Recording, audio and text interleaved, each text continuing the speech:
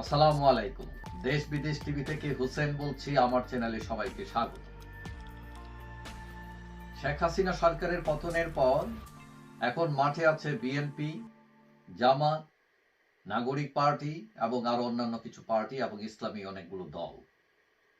এখন সবাই অনুমান করছে যে আগামী নির্বাচনে যেহেতু আওয়ামী লীগ নাই, আওয়ামী লীগ না থাকলে বিএনপি দৌড়ে ক্ষমতায় যাবে। অর্থাৎ তাদের নেতারা না বললেও সবাই মনে করেন তারা এখন বিজয়ের দাবিদার। কারণ ফাঁকা মাঠ, আওয়ামী লীগ নেই, গোল করে ফেলবে। কিন্তু এইদিকে নতুন পার্টি নাগরিক পার্টির নেতা নাহিদ ইসলাম বলছেন যে আগামী নির্বাচনে তারা বিজয়ী হবে।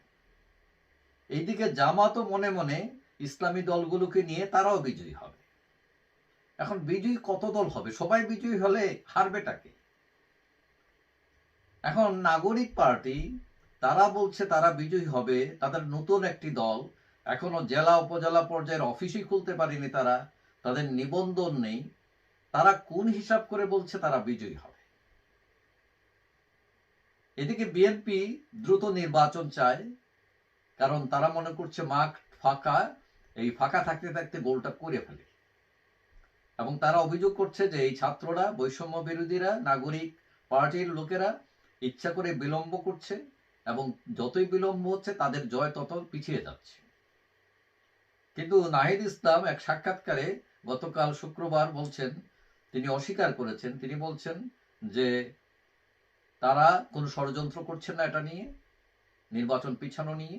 তিনি বলছেন যে আইন শৃঙ্খলা পরিস্থিতি যে রকম আছে এখন, তাতে ডিসেম্বরে নির্বাচন সম্ভব নয়। এবং তিনি এটাও বলছেন দলগুলোতে সংস্কারের ঘাটতি রয়েছে। নাহিদ ইসলাম এটাও বলছেন তারা যদি বিজয়ী না হন, তারপরও তারা এমন একটি রাজনৈতিক শক্তির সূচনা করেছেন যার প্রভাব আগামী কয়েক দশক চলবে। তারা রাজনীতিতে বৈচিত্র্য এনেছেন, নারীদের অংশগ্রহণ নিশ্চিত করেছেন, বিভিন্ন ধর্ম বর্ণের অংশগ্রহণকে নিশ্চিত করেছেন।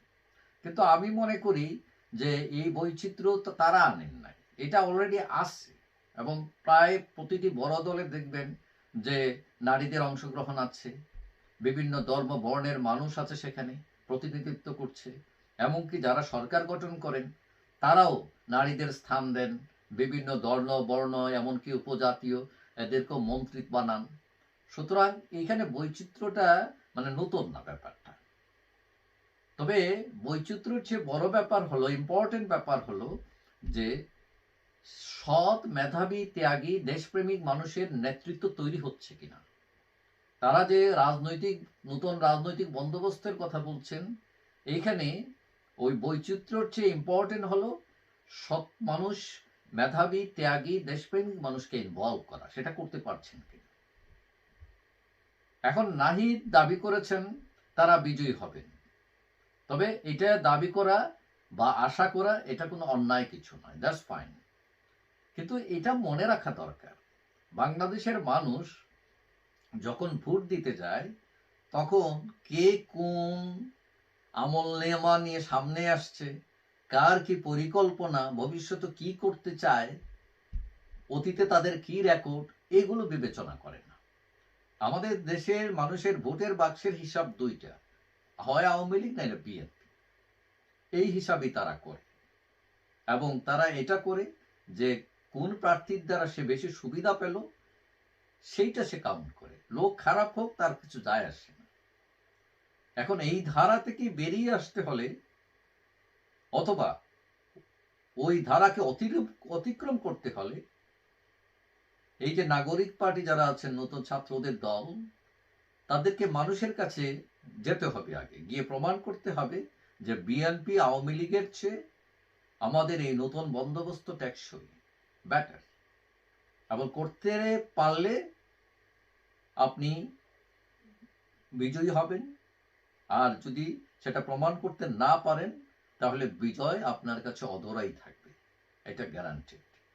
কারণ আওয়ামী লীগ, বিএনপি বাংলাদেশে অনেক পুরনো দল, দীর্ঘদিন রাজনীতি করে আসছে, তাদের একদম ওয়ার্ড, থানা, গ্রাম, ইউনিয়ন সব পর্যায়ের লোক আছে তাদের।